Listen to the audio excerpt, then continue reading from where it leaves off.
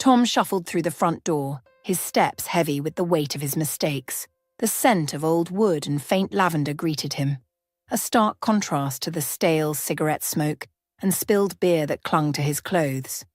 Tom wiped his forehead, his fingers trembling. His mother Nancy sat in her favourite armchair, her grey hair pulled into a loose bun, her weathered hands resting on her lap. She was waiting for him, as always, with that same look of expectation mixed with disappointment. He sighed heavily, stepping into the living room. "I'm out," he muttered, though the words felt empty. Nancy looked up from her knitting, her sharp eyes softened by the years, but still cutting through his silence. "You were gone longer this time," she said, her voice carrying a weariness that tugged at his guilt. "Just a few days, Ma," he said, avoiding her gaze. "I got into a fight. Tried to throw a punch at a cop." Nancy didn't react immediately. She sat there, her knitting needles clicking together for a few more moments before she set them aside. "Tom," she said slowly, "you can't keep doing this. Running to the bottle every time you feel lost won't bring her back. You're going to lose more than just a few nights in a cell if you keep going like this."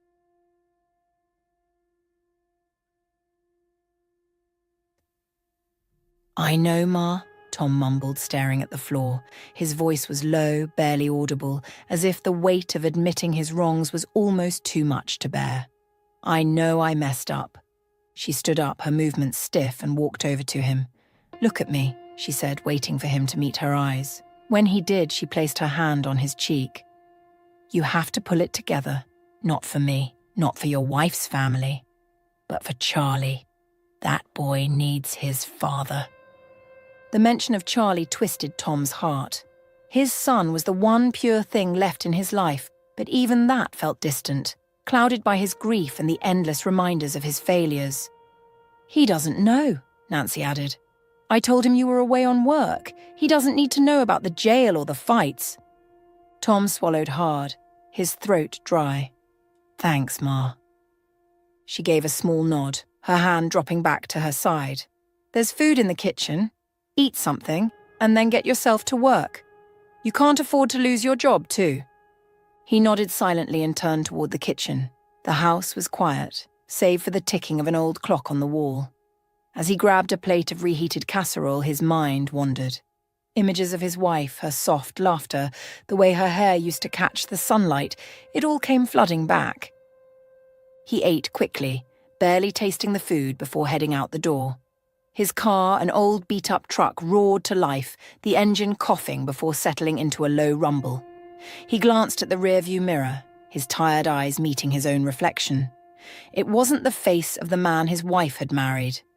It was someone beaten down, broken. On the way to the garage, he drove past the park where he, his wife, and Charlie had spent countless afternoons. The sight of the swings swaying gently in the autumn breeze made his chest tighten. They used to push Charlie on those swings, watching him giggle as his feet kicked higher and higher. Now the sight was just another reminder of what he couldn't protect. He wiped his eyes quickly, blinking back the tears that threatened to fall. By the time Tom pulled into the parking lot of the garage, he was already late. His boss, Greg, a burly man with grease-stained hands and a heart too big for his own good, was waiting outside. "Rough night?" Greg asked, a hint of understanding in his voice. He didn't judge Tom. He never had. "Yeah," Tom said, running a hand through his messy hair. "Something like that." Greg clapped him on the back. "Just try not to make it a habit, all right? You're one of the best mechanics I got, but I can't keep covering for you forever." Tom nodded, grateful for Greg's leniency, but knowing he didn't deserve it. "I'll get to it," he said, heading toward the garage. As he worked on a beat-up sedan, his thoughts kept drifting back to Charlie. He hadn't seen his son in what felt like days. The thought of facing him after everything gnawed at him. Charlie didn't need to see this version of his father. He deserved better. As Tom crouched under the hood of a client's car, the dull ache in his hands from years of work as a mechanic suddenly sharpened into a searing pain.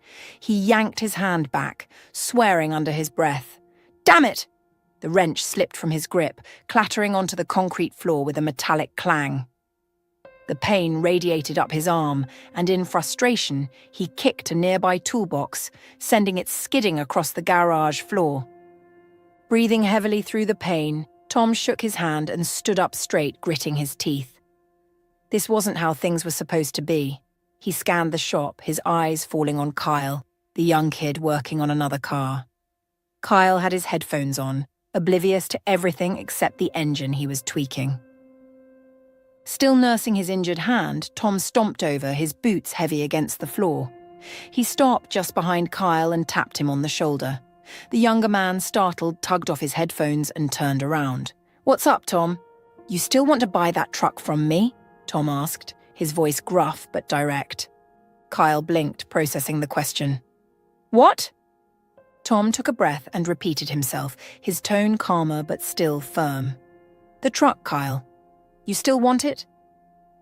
A wide grin slowly spread across Kyle's face as the realization dawned. "You serious? You're selling it?" "Yeah," Tom muttered. "Need the cash?" So Tom sat in the passenger seat of his own truck for the last time. Kyle, barely able to hide his excitement, chatted away about plans for fixing up the truck. But Tom wasn't really listening. He was too busy thinking, too busy planning. This town reminded Tom too much of his wife, Nancy. Everywhere he turned, there was a piece of her. At the park, in the house, in the truck he'd just sold. And every memory was like a fresh wound that never healed. It had been 3 years since that day on the river, but the pain still felt as sharp as it did then. He could still see it so clearly, the way the kayak had tipped, the sudden rush of water, the panic in Rachel's eyes as she fought against the current. Tom had grabbed Charlie first, yanking him from the water with all the strength he had. But by the time he'd turned back for Rachel, she was already too far, swept away by the current that had been too fast, too powerful. He'd screamed her name, diving into the water, but it was no use. The river had taken her, and all he could do was hold on to Charlie as they both screamed for the woman who wouldn't come back. When Kyle finally pulled up in front of his mother's house, Tom climbed out, clutching the cash tightly in his pocket. "Take care of it," he said, looking back at the truck one last time. "Will do, Tom," Kyle replied, still beaming. "Thanks again." Tom gave a small nod and turned to head inside, but something tugged at him.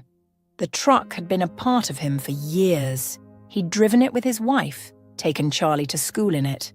But now, it was just a reminder of everything that had gone wrong. He walked straight to the old Ford Taurus parked by the curb and opened the hood. It wasn't much, but it'd do for what he needed now.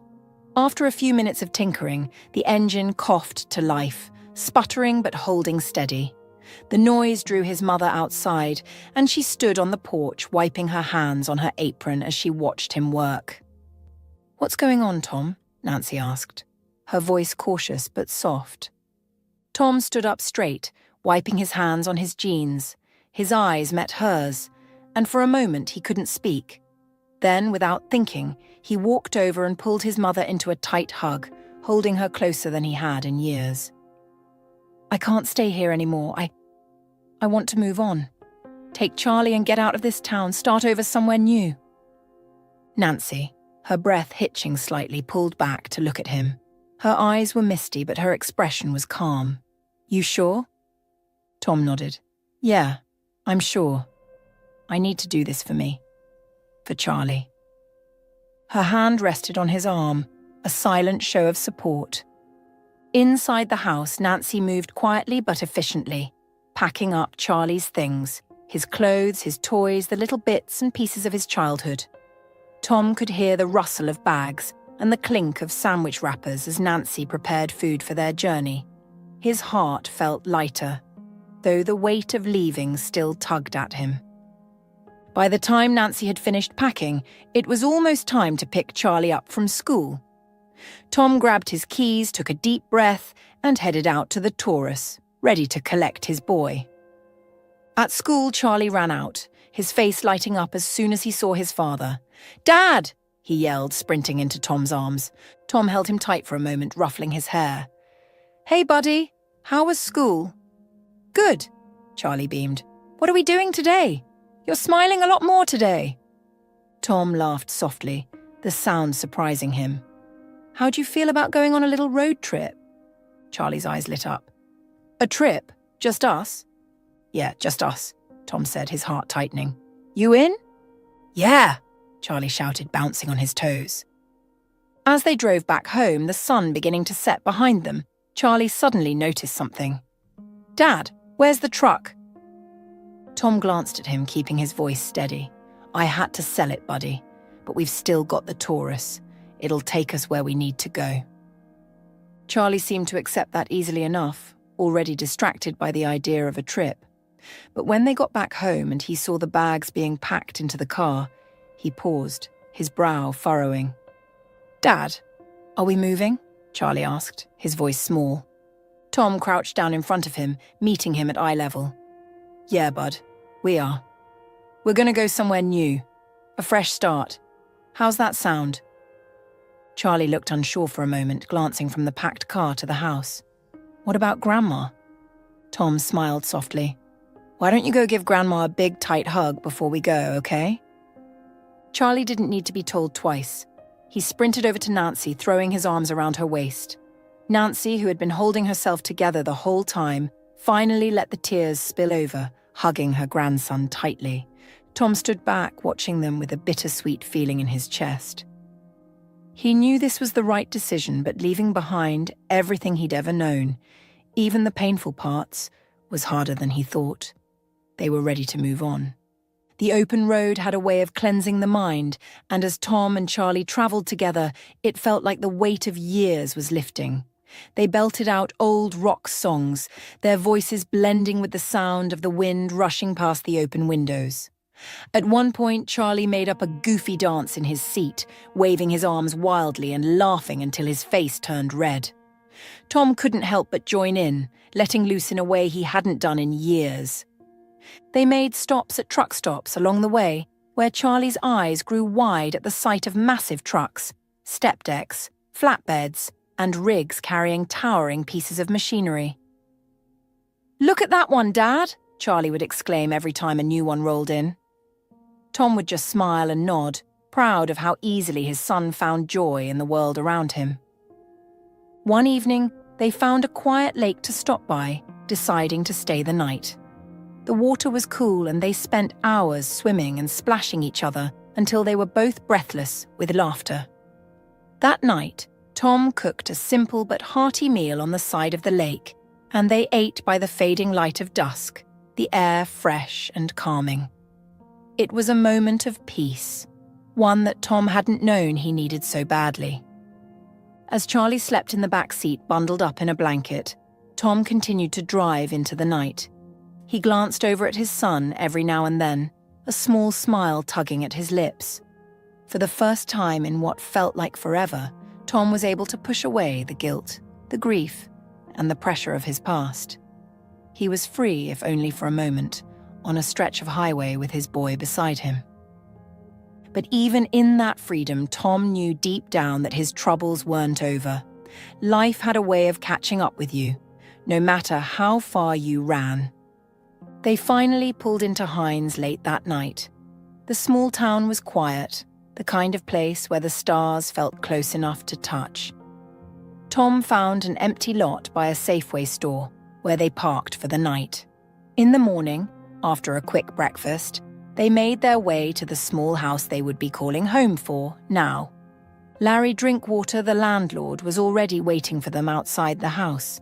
He was an old man, his face weathered but warm, with a smile that reached his eyes. When Tom stepped out of the car and greeted him, Larry immediately took off his glasses and wiped his eyes, squinting against the sun. "Well, I'll be," Larry said, smiling wide. "You must be Tom." "That's me," Tom said, offering his hand. "Thanks for meeting us so early." Larry shook Tom's hand firmly, then turned to look at the old car parked next to the house, hidden under a dusty tarp. "You're a mechanic, right? That's the only reason I'm renting this place to you." He pointed at the car. Tom chuckled, feeling a lightness in his chest. "You've got yourself a deal, Mr. Drinkwater." The two men stood for a moment, the handshake lingering as if they both knew that this was the start of something new for both of them. That afternoon, with the sun high in the sky, Tom got to work on the old car. Charlie stayed nearby, watching him with fascination as Tom tinkered with the engine. A few hours later, after a lot of elbow grease and a bit of luck, the car roared to life. The sound was rough at first, sputtering and coughing, but it ran. Larry clapped his hands, a wide grin on his face. "Knew you could do it," he said, clearly impressed. Tom wiped the grease from his hands and turned to Charlie, who was sitting on the porch, beaming with pride. "This is it, buddy," Tom said, his voice softer now.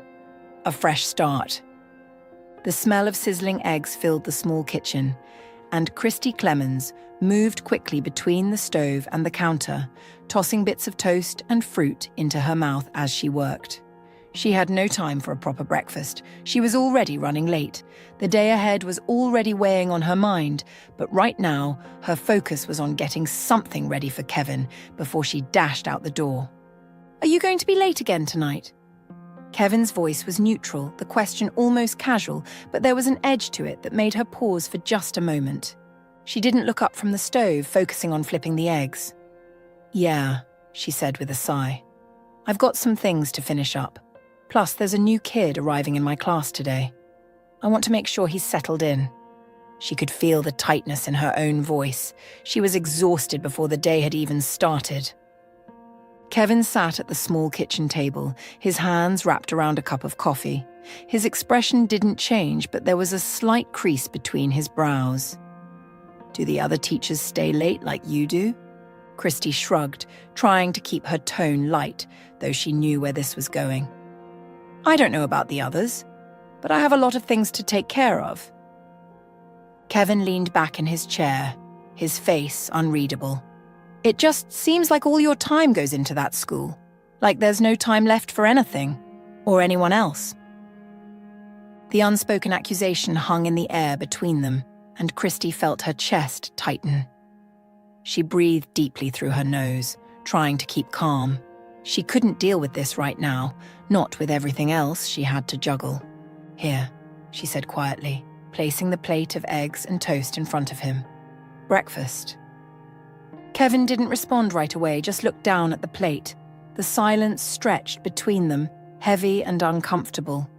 Christy grabbed her bag and slung it over her shoulder, avoiding his gaze as she kissed him on the cheek out of habit. "I'll see you tonight," she muttered, heading toward the door before he could say anything else. The drive to school gave her a moment to breathe, to push aside the tension from the morning and focus on her job. But even as she pulled into the parking lot, the weight of Kevin's words still lingered at the back of her mind. Inside the classroom, Christy straightened the desks and prepared her lesson plan, trying to shake off the remnants of the morning argument. But today wasn't going to be any easier. Her patience would be tested again soon enough. The first bell rang and students began filing in, filling the classroom with chatter and energy. Among them was Michael, the class troublemaker. He swaggered in like he owned the place, his smirk already in place, and Christy felt the familiar knot in her stomach. Michael wasn't a bad kid, but he had a way of pushing her buttons, testing her limits day after day. A few minutes later, the new boy, Charlie, stepped timidly into the room. His clothes were old and a little too big, a clear sign that things at home weren't easy. Christy had read his file, new in town, living with his dad. She could sense how nervous he was just by the way he stood at the doorway, unsure of where to go. "Hey everyone, this is Charlie," Christy said, giving him a warm smile. "Let's all make him feel welcome." But before she could finish, Michael's voice rang out from the back of the class. "Nice clothes, Charlie. Did you get them from a museum?" The other kids snickered, and Christy's heart sank. She could see Charlie's face turning red as he looked down at his shoes. "All right, that's enough," Christy said, her voice firm but calm as she turned to Michael. "We don't make fun of people here. Everyone is welcome, no matter what they're wearing." Michael slouched in his chair, crossing his arms but keeping quiet. Christy shot him a look that told him not to push it any further, then turned back to Charlie. "Why don't you take a seat right up front, Charlie?" Charlie nodded, avoiding the other kid's eyes as he shuffled to his seat. As the morning wore on, Christy kept an eye on him, making sure he wasn't feeling too overwhelmed. To the untrained eye, Christy Clemens seemed to have it all together. She was warm, kind, and always carried a genuine smile, especially when she was with her students. Her colleagues often commented on how she radiated happiness, and the parents of her students appreciated her dedication. But only a few people knew the truth. Christy was struggling. Her job as a teacher didn't pay much, and with her husband Kevin out of work, the weight of supporting both of them fell entirely on her shoulders. Every paycheck was carefully stretched to cover bills, groceries, and whatever school supplies she needed for her students. On top of that, Christy often spent her own money on classroom projects and even organised a field trip for her students to visit a local bakery to learn how bread was made.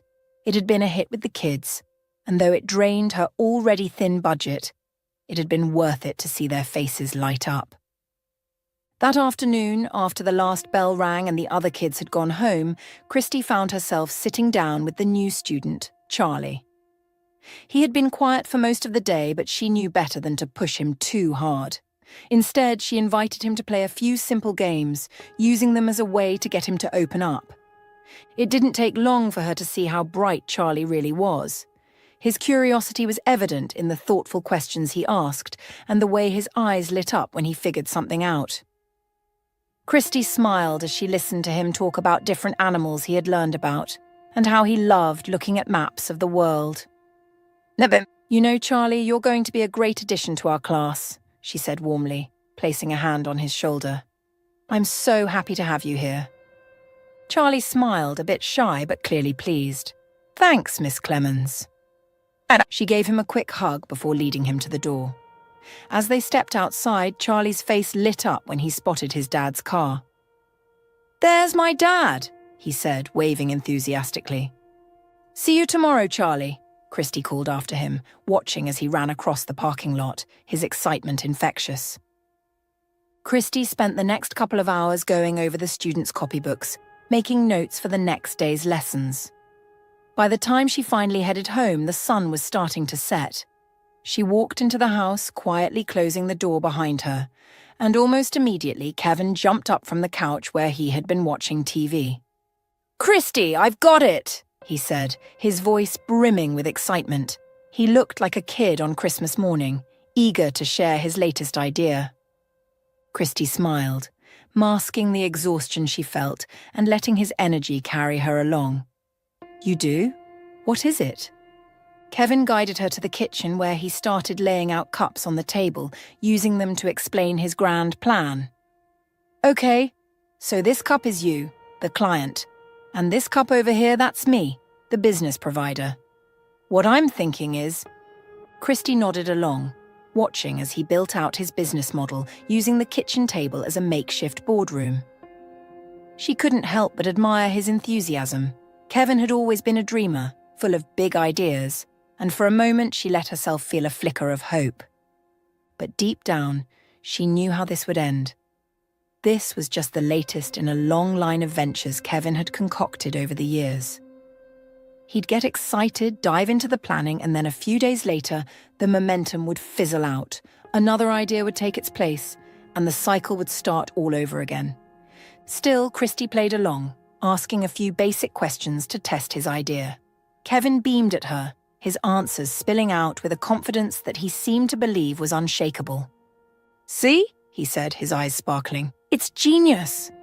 Christy gave him a warm smile, nodding. "It sounds great, Kevin. Let's go for it." But even as she said the words, she knew the truth. In a few days, this plan would be replaced by another, and nothing would change. But for now, she let Kevin have his moment, because sometimes that was all they had. Moments. It had been 5 years since their wedding day, a day filled with laughter, hope, and dreams for the future.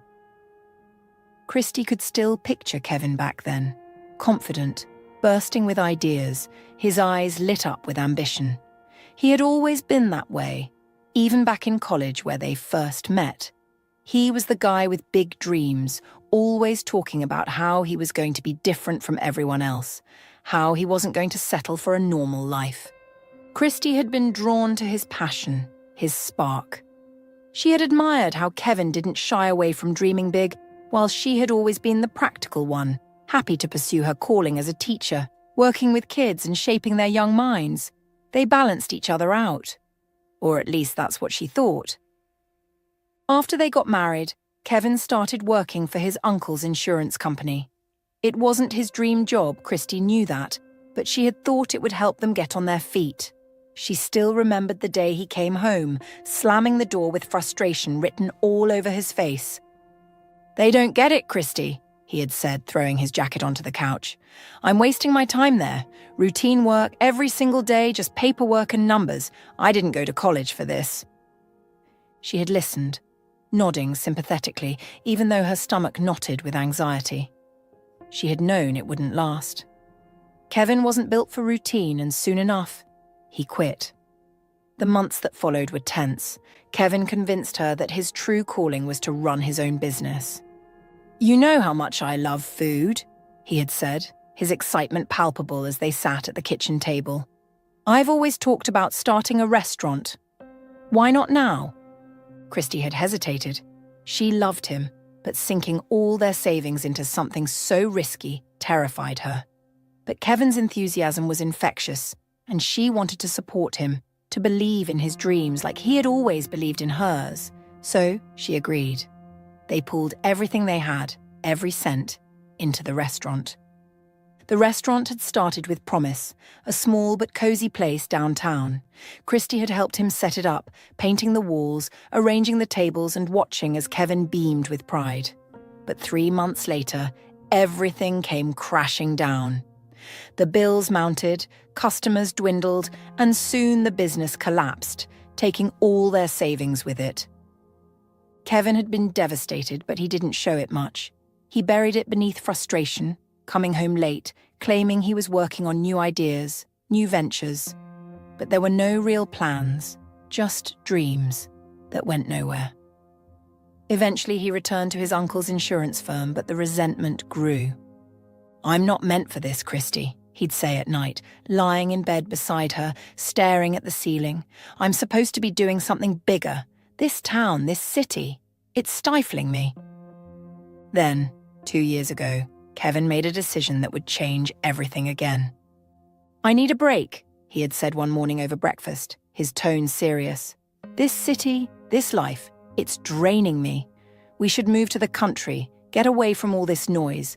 I need time to gather my strength, get back on my feet and figure out my next move." Christy had looked at him, her heart sinking. She loved her job in the city, loved the school, her students, the routine she had built. But Kevin seemed so sure, so certain that this move would be the thing to fix everything. And so she agreed. They packed up their lives and moved to Hines, a small, quiet town that felt a world away from the bustling life they had once known. The transition had been hard for her, much harder than she had expected. She missed her students in the city, the bright-eyed kids who came to her classroom every morning, eager to learn. She missed the energy, the vibrancy. But here she was, teaching in a much smaller school, trying to find her footing again. And Kevin? He was still restless. Christy sat at the kitchen table, her fingers tracing the edge of one of her students' copybooks. She had been trying to focus on grading, but Kevin's voice filled the room, making it impossible. He had just finished another one of his grand presentations, this time about starting an online business. Something vague involving selling handcrafted goods, though he had no idea where to get the materials or how to make them. "So?" Kevin asked, crossing his arms and leaning against the counter. His eyes bore into her, expectant. "What do you think?" Christy looked up, her tired eyes meeting his. She didn't have much to say, not because she didn't want to support him, but because she'd heard this before. It was the same cycle. A new idea, a burst of energy, and then the inevitable crash. She wanted to say something, anything to make him feel understood, but all that came out was a quiet, It's interesting." Kevin's face hardened. Interesting? That's all you've got? Come on, Christy, I'm trying here. I'm trying to do something for us and all you can say is interesting. She winced inwardly at the edge in his voice, knowing where this was headed. She glanced down at the copybooks, desperate for an escape from this conversation. Kevin, I really need to finish these. My students have a test tomorrow, and I haven't graded their work yet. Can I just... Your students? It's always about your students, isn't it? Kevin snapped, his voice rising. His hands clenched into fists at his sides as he took a step closer to the table. You never care about me. All you care about is your stupid job and those kids. Christy sat frozen, her heart pounding. She had heard these words before, more times than she could count, but each time they cut a little deeper. She didn't know how to respond, didn't know how to defend herself without making things worse. She opened her mouth to speak, but Kevin didn't give her the chance. Every time I try to talk to you, every time I come up with something, you brush me off like I'm some kind of distraction. He gestured wildly at the stack of copybooks on the table, his voice growing louder. I've been sitting here pouring my heart out, trying to make something of my life, and all you care about are those papers. He grabbed a handful of the copybooks and threw them across the room. They fluttered to the floor like wounded birds, pages crumpling beneath Kevin's outburst. Christy stood up slowly, her hands shaking, but she remained silent. She had learned long ago that responding during these outbursts only made things worse. You never support me, Kevin continued, his voice cracking with frustration. I'm your husband, Christy. When are you going to put me first for once? Christy sighed deeply, her chest heavy with exhaustion. She wanted to scream, to tell him how much she had sacrificed for him, how she had left her dream job and her life in the city behind because she believed in him. In his dreams. But she couldn't. Instead, she bent down quietly and began to pick up the scattered copybooks, gathering them one by one in a silent rhythm that she had grown accustomed to. She held the worn pages gently, her fingers brushing over the crinkled edges as if they were fragile treasures. Her students had worked hard on these, and now they lay crumpled on the floor like her efforts in this marriage. Kevin stood there, breathing heavily, watching her, but he said nothing more. His anger had burned itself out, leaving only the familiar emptiness that always followed. Christy returned to the table, straightening the papers, her movements slow and deliberate. She sat down, staring at the open copybook in front of her, but the words on the page blurred. She held her pen, poised to grade, but her hand trembled. 5 minutes passed in silence, and then it hit her. She couldn't hold it in any longer. Tears welled up in her eyes and spilled over, falling onto the pages she had been trying so hard to focus on. Her quiet sobs filled the room, the only sound breaking the stillness. This wasn't the first time Kevin had thrown a tantrum like this. Christy was used to it by now. She had always tried to understand, to rationalize his outbursts as him being under pressure, feeling lost. Maybe, in a way, Kevin reminded her of some of her more difficult students, kids who lashed out because they didn't know how to express what they really needed. She had always thought she could handle it, that she could help him if she just stayed patient enough. But today felt different. As she sat there, hunched over her copybooks, tears falling silently, something inside her shifted. She had endured these moments for so long, thinking that it was part of loving someone, that it was what marriage demanded. But now, for the first time, she felt a flicker of something else. Maybe she didn't have to endure this forever. Maybe there was a way out, a way to reclaim the pieces of herself that she had given up over the years. She just didn't anticipate how soon things would start to change. Meanwhile, Tom had been working at the local car shop for a few months now, thanks to Mr. Drinkwater. The job was a godsend, not just for the money, but for the sense of purpose it gave him. The hours were long, but at the end of the day, when he came home to Charlie, it felt like his life was finally settling into something like normal. It was a stark contrast to the chaos he'd left behind, the fights, the pressure, the weight of his grief. Heinz was different. Here, he wasn't the guy who lost his wife in a tragic accident. He was just Tom, the mechanic who people called when their car wouldn't start. Mr. Drinkwater had been a great help in making that transition. The old man was well known and well loved in the community, and when he vouched for Tom, doors opened. The car shop wasn't glamorous, but it was honest work, and Tom found he liked getting his hands dirty again.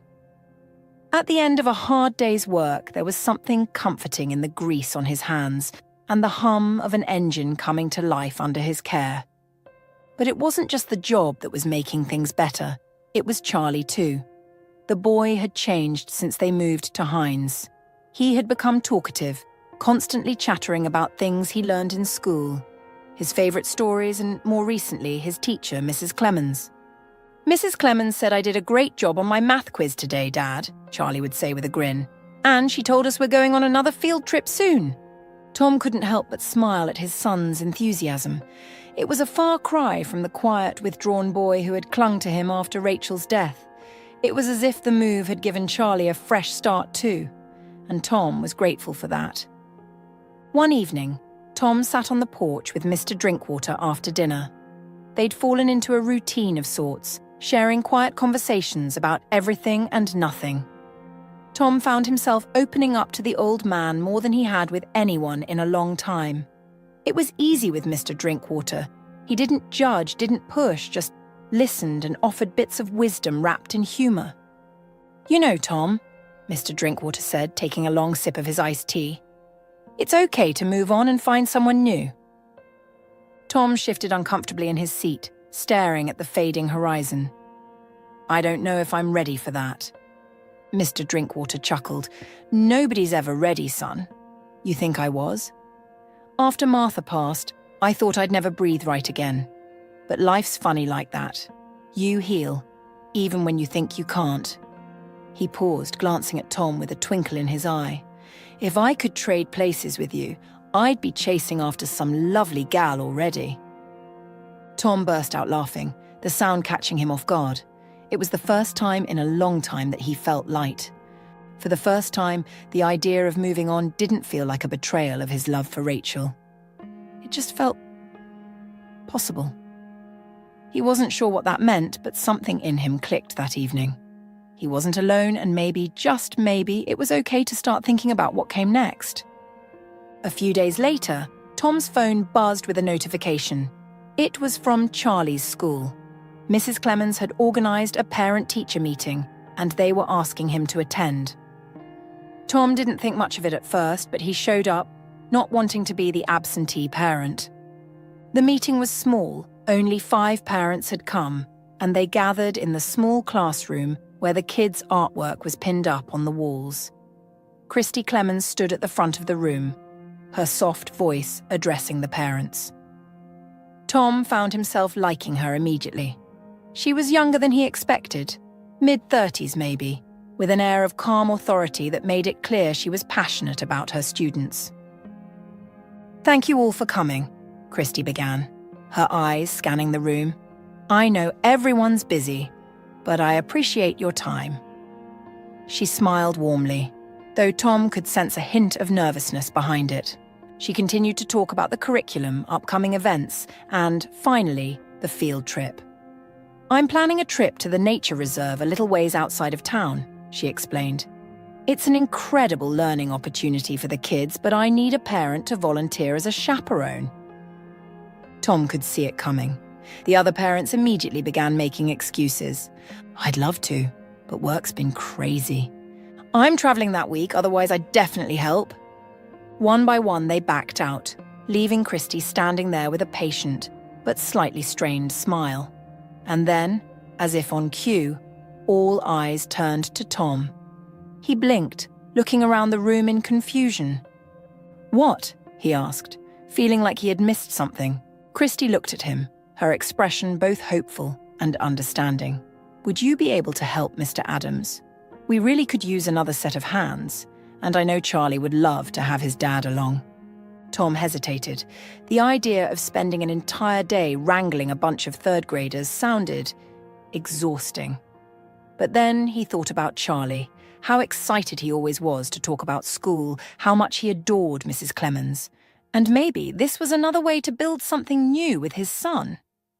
I guess I could do that, Tom said, scratching the back of his neck. Christie's face lit up with relief. Thank you, Mr. Adams. The kids will really appreciate it, and so will I. The next day, Tom wiped the grease from his hands on an old rag as he walked into his boss's office, feeling a little unsure about asking for the day off. He wasn't used to this kind of thing, spending an entire day on a school field trip with third graders. His boss, an easygoing man in his 50s, looked up from his desk and smiled. Hey, Tom, what's up? Tom shifted his weight awkwardly. I was wondering if I could take a day off next week. Charlie's class is going on a field trip, and they need an extra chaperone. His boss raised an eyebrow, surprised but pleased. For such a good mechanic, I'd give you 2 days if you needed. Go ahead, Tom. You've earned it. He chuckled, clapping Tom on the shoulder. Tom chuckled too, a little more at ease. Thanks, boss. Just 1 day will do. The field trip arrived faster than expected, and Tom found himself in the middle of chaos. A busload of 9-year-olds, their energy boundless, spilled out into the nature reserve like a tidal wave. They ran ahead, screamed with excitement, and pointed at every bug and bird as if they'd never seen one before. Tom, used to the steady, quiet work of fixing engines, had never dealt with such a force of nature. By mid-morning, he was already exhausted trying to keep track of Charlie and the other kids, who seemed to be everywhere all at once. Christie, on the other hand, navigated the madness like a pro. She had an easy way of guiding the children's attention, steering their chaos with calm commands and an encouraging smile. Watching her work, Tom couldn't help but feel a growing admiration for the way she handled it all.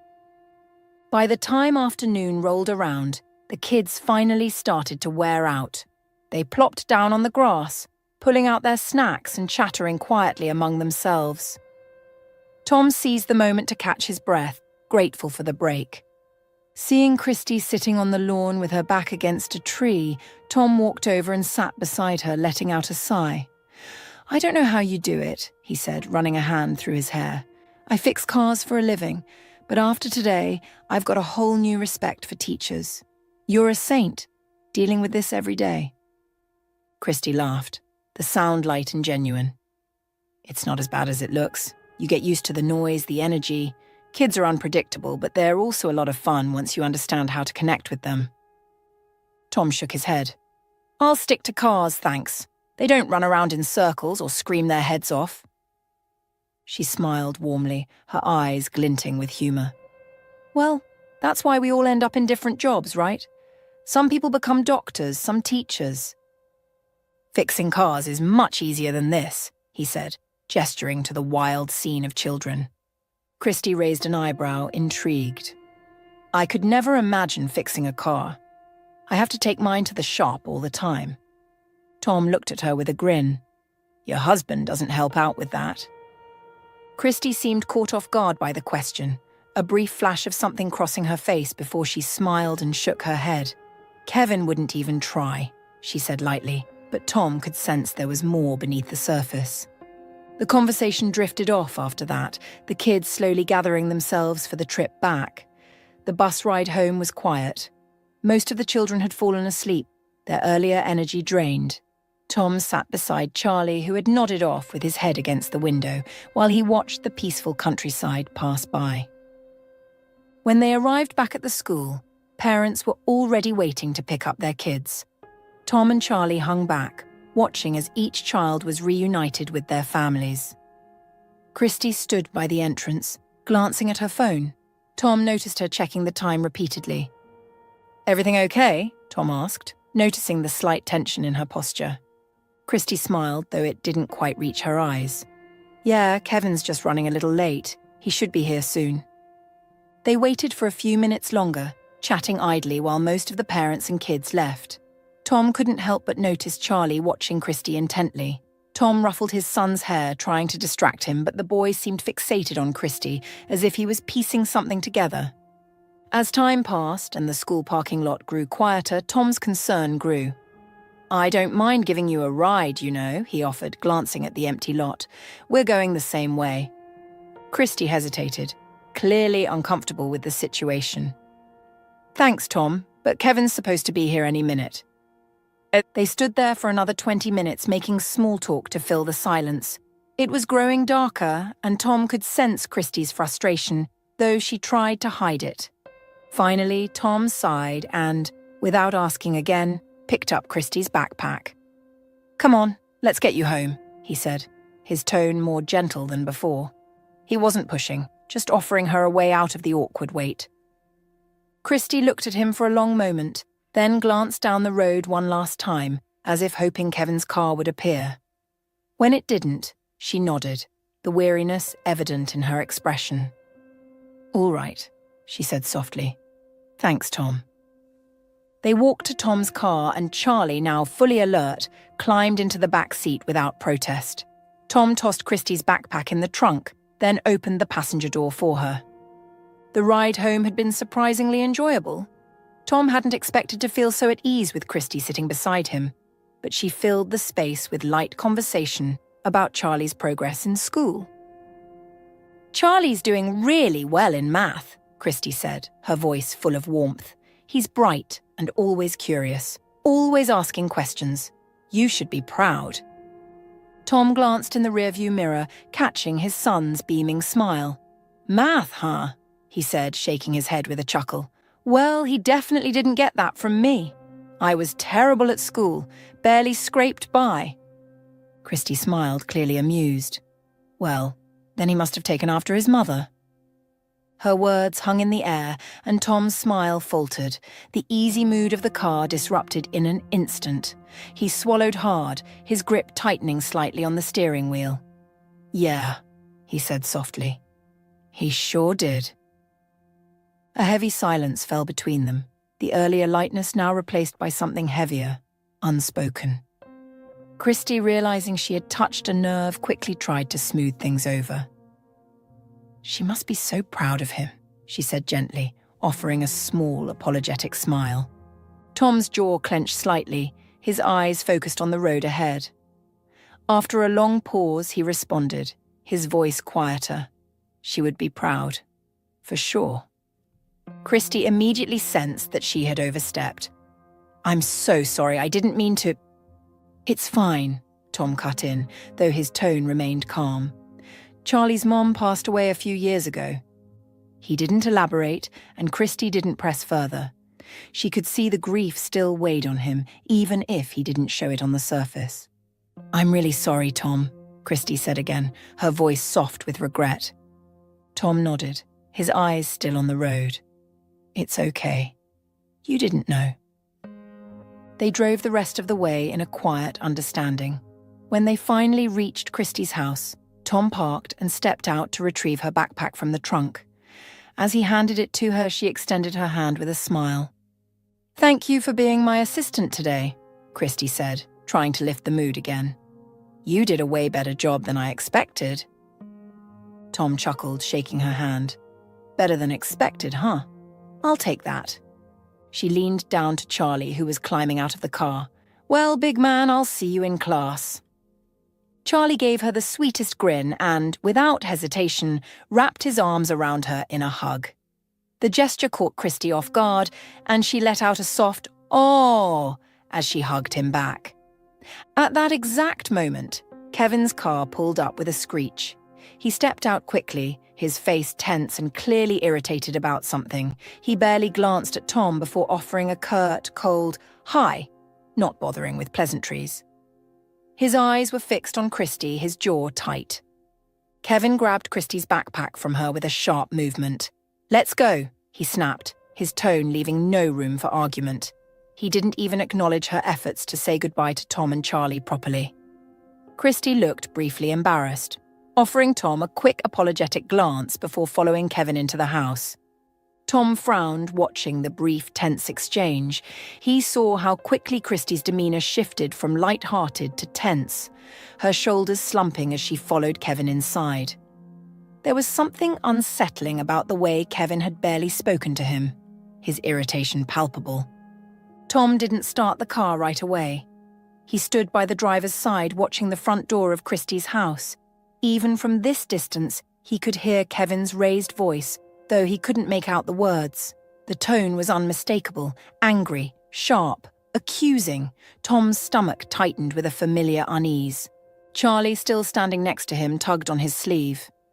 "Dad, is everything okay?" he asked, his young face filled with worry. Tom's gut twisted with unease, his mind racing.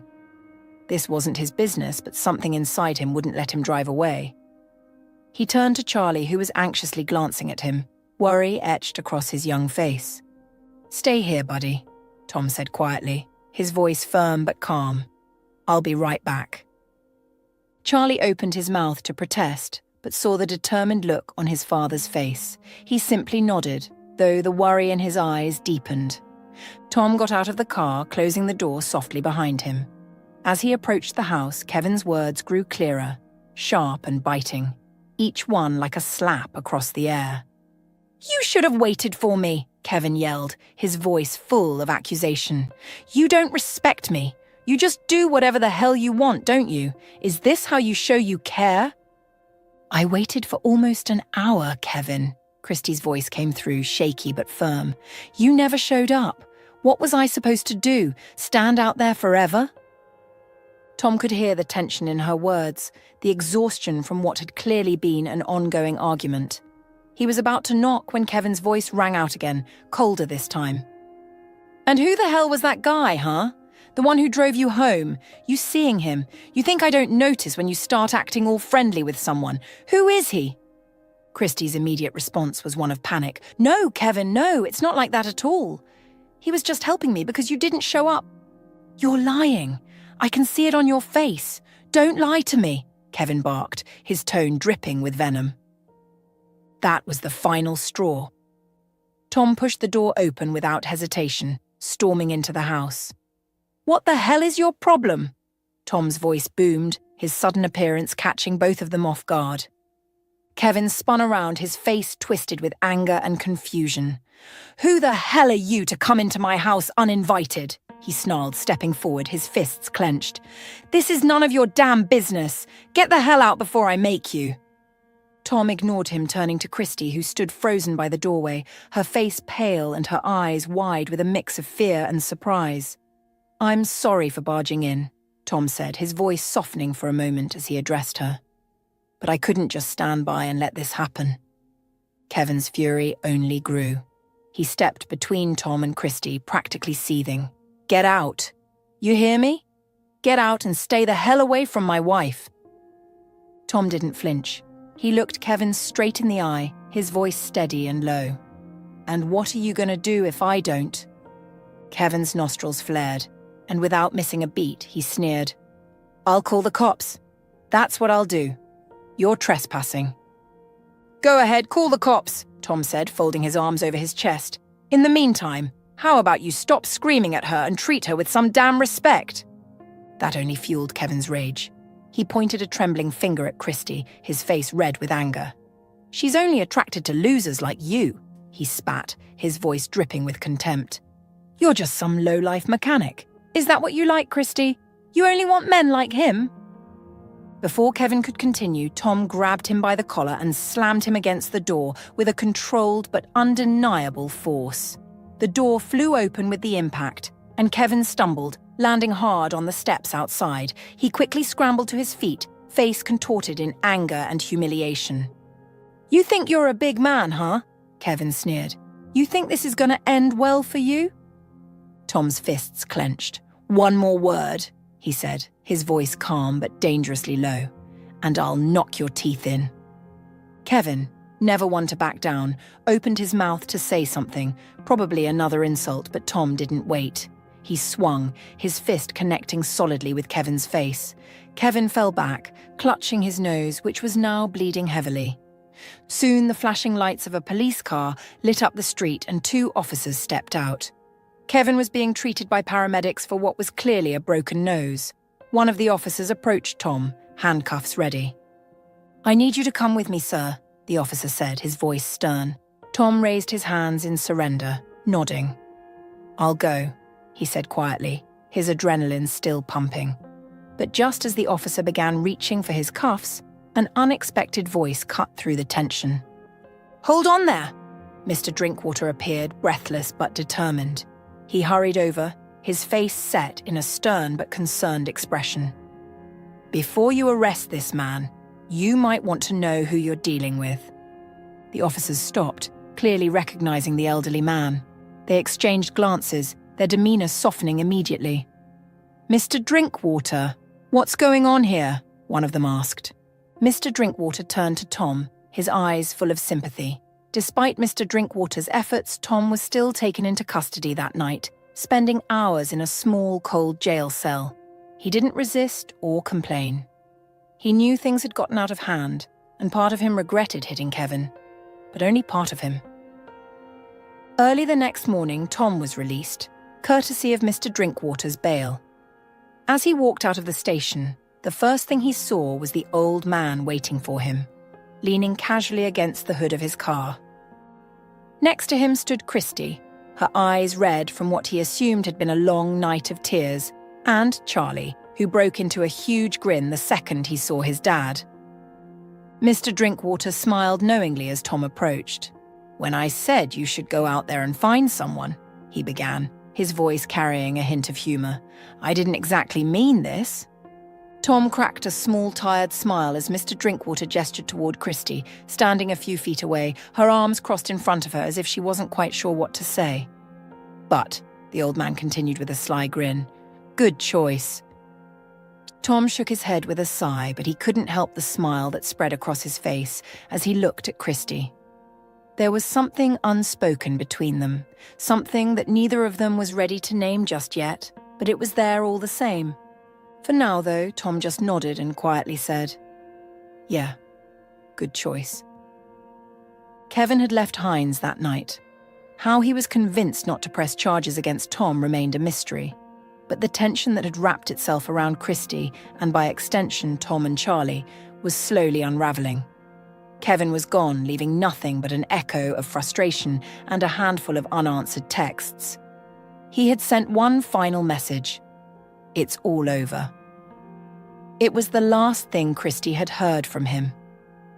Christy sat in a quiet corner of the local diner with Tom, Charlie, and Mr. Drinkwater, the warm scent of coffee and pancakes filling the air. It was a strange, almost surreal moment, one of peace, after all the chaos. Tom sat across from her, nursing a cup of coffee, and Charlie, ever curious, was playing with the sugar packets, lining them up in neat rows on the table. "Thank you for stepping up for me back there, Tom," Christy said softly, glancing at him, her voice heavy with gratitude. Tom shifted in his seat, uncomfortable with the praise. "I was just doing what I'd do for anyone," he said, glancing down at his coffee. Charlie, sitting beside him, tilted his head, his eyes wide as he looked at his dad. "Really?" his expression seemed to say, as if questioning whether his father would do that for just anyone. Tom caught Charlie's look and chuckled, ruffling his son's hair. "All right, maybe not anyone." Sensing the quiet tension between Tom and Christy, Mr. Drinkwater stood up abruptly. "Well, I've got errands to run, so I'll leave you young folks to it," he said with a wink. "Enjoy the day. I'm sure you've earned it." With that, he was out the door, leaving Tom, Christy, and Charlie to themselves. The rest of the day was spent in a local park. They walked along the trails, talking about nothing in particular but laughing together like old friends. Charlie ran ahead of them, chasing after birds and climbing trees, while Christy and Tom strolled quietly behind him, their conversation ebbing and flowing easily. There was a lightness to the day that none of them had felt in a long time. It was for all of them the best day they'd had in a while. While Christy continued to teach, her mind wandered back to Kevin. His final message, "It's all over," still lingered in her thoughts. She had texted him multiple times since that night, trying to figure out where he was, what had happened, but there had been no response. And now there was a strange sense of finality in that last message. Kevin had walked away, and with him, the life she had tried so hard to hold on to. She had always believed that things between her and Kevin would work out somehow, that they would find a way back to each other. But now that he was gone, There was a surreal emptiness in his absence. She hadn't expected to feel so free. For the first time in years, Christy felt as though she could breathe without the weight of disappointment on her chest. It wasn't just sadness she felt anymore. It was the sense that something new was beginning. As the days turned into weeks and the weeks slowly shifted into months, Christy began to notice something profound. She felt lighter. The heavy burden of Kevin's expectations, his criticisms, and his unrelenting disappointment was no longer a constant shadow over her. At first, it was a strange feeling, an emptiness where the stress used to sit, but over time she began to embrace it as something more, a kind of freedom she hadn't known in years. It wasn't that she hadn't loved Kevin. She had. But with him gone, Christy was finally able to see just how much space he had taken up in her life, how much she had allowed him to influence her every decision. She had always walked on eggshells, trying to balance her passion for teaching with the demands of her marriage, always feeling guilty for spending too much time with her students or staying late to grade papers. But now, that guilt was gone. Her classroom had always been a place of joy, but now it was her sanctuary. She could stay late, organizing lessons or reviewing her students' copybooks without that familiar sinking feeling in her stomach, knowing that Kevin would be upset when she got home. The freedom to dedicate herself fully to her work, without compromise, was exhilarating. Christy found herself laughing more easily with her students, staying longer after class to help the ones who needed extra attention, and planning activities she hadn't had time for before. She was more present with them, more patient, more fulfilled. One day, after school, Christy found herself tidying up the classroom, straightening the chairs and collecting stray papers. As she reached down to pick up a crumpled piece of paper under one of the desks, she unfolded it, intending to toss it in the trash. But what she saw stopped her cold. It was a drawing, simple and childlike, but filled with meaning. The picture showed a man, a woman, and a boy holding hands. Above the woman's figure was written, Miss Clemens, and above the man's figure, Dad. Her breath caught in her throat as she realized what this was. Charlie had drawn this. Christy sank into a chair, holding the drawing in her trembling hands. Her heart was pounding, her mind racing. She couldn't stop staring at the picture, her tears falling silently onto the paper. But slowly, as the reality of the drawing sank in, a smile began to break through her tears. Charlie, sweet, innocent Charlie, had envisioned her as part of his family. It was a simple drawing, but to Christy, it was so much more. It was a sign of trust, of love, of belonging. She pressed the paper to her chest, hugging it to her heart, feeling a warmth spread through her. There were no words to describe the emotions she felt in that moment: gratitude, joy, and something else, something new and unfamiliar. It was as if Charlie had opened a door she didn't even know was there.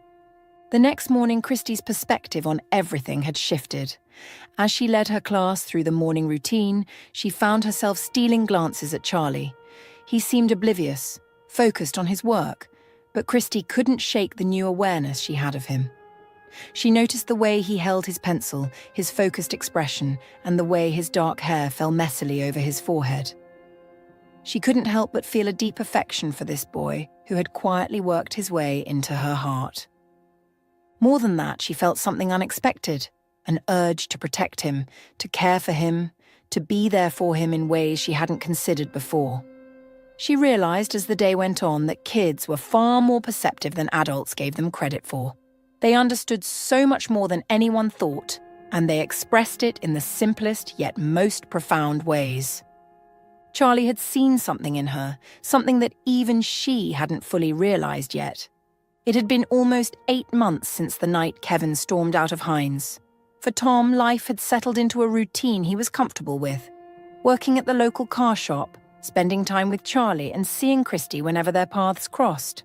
But that peaceful routine was suddenly shattered one afternoon when an old Honda pulled up to the shop. Tom wiped his hands on a rag and approached the car as a man, wearing sunglasses and looking slightly out of place, stepped out. "There's a knocking sound on the passenger side," the man said, his voice calm but familiar. Tom nodded, moving quickly into action. He jacked up the car and slid underneath, inspecting the wheel. It didn't take long for him to figure out the problem.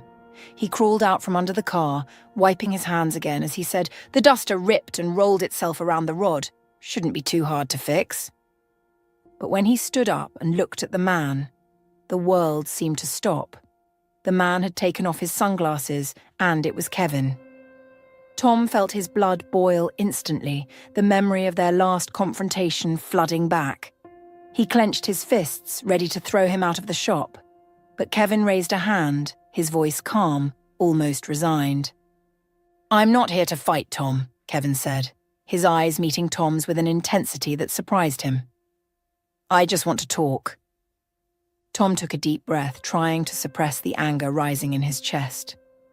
"What do you want?" he asked, his voice clipped. Kevin hesitated for a moment, then gestured toward a small bar across the street. "Can I buy you a drink?" Tom didn't want to go, but something in Kevin's tone made him pause. They sat at a small table in the corner of the bar, each with a beer in front of them. For a while, neither of them said a word. Tom couldn't help but feel on edge, waiting for Kevin to say something that would set him off. But instead, Kevin took a long sip of his beer and broke the silence with a question that caught Tom completely off guard. "So, are you seeing Christy?" Tom narrowed his eyes, feeling his defenses rise again. "Why would I date a married woman?" he shot back, his tone cold. Kevin nodded, almost as if he'd expected that answer. "I thought so," he said quietly, staring down at his drink. "Look, I was wrong. About a lot of things. About Christy. About everything." Tom sat there, stunned. He hadn't expected Kevin to come back like this, and he certainly hadn't expected to hear Kevin admit he was wrong. Kevin looked up, meeting Tom's eyes, and for the first time, Tom saw something in him he hadn't seen before. Regret. "I treated Christy like crap," Kevin continued, his voice steady but tinged with guilt. "For years, I mistreated her, took her for granted. She accepted me the way I was, even when I didn't deserve it. But I never gave her the respect she needed. I never loved her the way I should have." Tom couldn't believe what he was hearing. The Kevin he knew was proud, arrogant, and self-centered. This man sitting across from him was different, humbled, almost broken. Kevin sighed and took another drink. "When I left her, I finally realized how much I'd relied on her, how much I'd abused her kindness. And when I lost her, I became my real self. A mess. I was angry at myself and I lashed out, but I've had a lot of time to think and I realize now that I never really loved her, not in the way she deserved." Tom remained silent, processing Kevin's words. It was unbelievable. But then Kevin said something that hit Tom like a punch to the gut. "That day after you brought her home from the field trip," Kevin said, his voice quieter now, almost reflective, "I saw something in her eyes. Something I'd never seen before. The way she looked at you, Tom, that was real. I've never seen her look at me like that. Not once." Tom's heart skipped a beat, unsure how to respond. He hadn't thought about it that way before. He had always been careful not to overstep, respecting Christy's boundaries, but Kevin's words struck a chord in him that he couldn't ignore. Kevin shook his head, a bitter smile on his lips. "I'm not surprised you two aren't dating. Christy's too good of a person to just jump into something. I'm going to finalize the divorce. My lawyer will take care of it. Christy deserves someone who'll treat her right, so take care of her." Tom remained seated, staring at his beer as Kevin walked out of the bar. He didn't follow, didn't call after him. He simply sat there, letting the weight of Kevin's words sink in. As Kevin's old Honda pulled away from the shop, Tom watched from the window, still trying to process everything. The idea of Christy looking at him with something real stirred feelings in him he had tried to keep buried. But now, it was out in the open, undeniable. That same evening, he went straight to the local flower shop, carefully picking out a bouquet that was as bright and vibrant as the feelings stirring in his heart.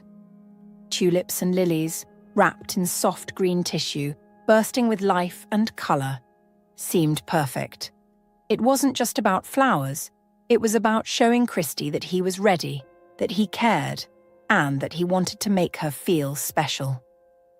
He booked a table at one of the nicer restaurants in town, something quiet but elegant. He knew Christy would still be at school, probably lost in her work, grading papers and caring for her students as she always did. When he arrived at her door that evening, holding the bouquet, her expression was a mixture of surprise and joy. And when he told her about the dinner, her face lit up in a way that made his heart soar. The date was perfect. They laughed, they talked, and for the first time, Tom felt the barriers between them melt away. Christy seemed more relaxed, more open, and Tom realized that they were no longer just two people who cared about each other. They were two people who were beginning to build something real, something lasting. The next morning, as the early light filtered into their home, Charlie woke up to an unfamiliar sound, the gentle clatter of dishes from the kitchen and the smell of something delicious wafting through the house. It wasn't his dad in the kitchen. This was different. Charlie crept down the hall, peeking around the corner. His eyes went wide when he saw Christy there, her back turned as she flipped pancakes at the stove. He ran straight into the kitchen, throwing his arms around her waist. She turned, kneeling down to his level, tears welling in her eyes as she hugged him tightly. There was something about that hug, something warm and reassuring, like a piece of the puzzle had finally fallen into place. When she pulled away, Christy stood and walked to her handbag sitting on the counter. She pulled out a folded piece of paper, the edges worn from being handled so many times. She approached Charlie and knelt down again, holding the paper out to him. "Did you lose this?" Charlie's eyes lit up as he saw his drawing, the one he had made months ago, the simple picture of himself, his dad, and Christy holding hands. He beamed, his smile stretching from ear to ear. "This was one of my secret dreams," he exclaimed, "and now it's come true." Christy's tears spilled over, but they were tears of happiness, of relief. She hugged Charlie again, her heart full. It wasn't just his dream that had come true, it was hers too. Tom, standing in the doorway, smiled at the scene. He had been waiting for this, hoping for it. He didn't want to wait any longer. The path ahead seemed clear. Within a month they were married. It was a small, intimate ceremony held under the blue skies of Hines. Tom's mother, Nancy, had flown in for the occasion, and seeing her laugh and dance with Mr. Drinkwater during the reception filled Tom with a deep sense of contentment. Something told him that his mother might be spending a bit more time in Hines than she had originally planned. As Tom stood with Christy at his side, watching his mother and Mr. Drinkwater enjoy the music, he couldn't help but feel that everything had fallen into place perfectly. This was the life he had never thought he could have again. Christy had brought light back into his world, and together they had created something beautiful, something lasting. And as the sun set over Hines, Tom held Christy's hand, knowing that whatever came next, they would face it together, as a family. Charlie, running around with his friends, paused to look at them with that same wide grin on his face. His secret dream had come true, and so had theirs.